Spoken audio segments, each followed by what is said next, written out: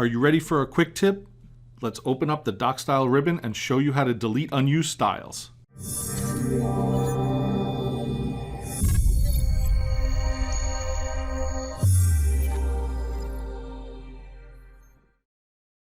Ever find yourself in a situation where you need to remove all the old styles from a Word document?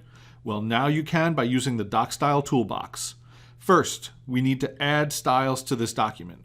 Using Manage Schemes, I'll add all 60 DEG styles for legal agreements and click Apply. As you can see in the Style pane, all their numbered paragraph styles have been brought into this document. Now to remove them, click the DocStyle Toolbox drop-down menu, navigate to the Styles and Numbering section, and select Delete Unused Styles from the document. You'll have two options: remove styles from the current document, or remove styles and copy all content to a new document. Selecting the first option, only built-in or applied styles will remain once the process is complete.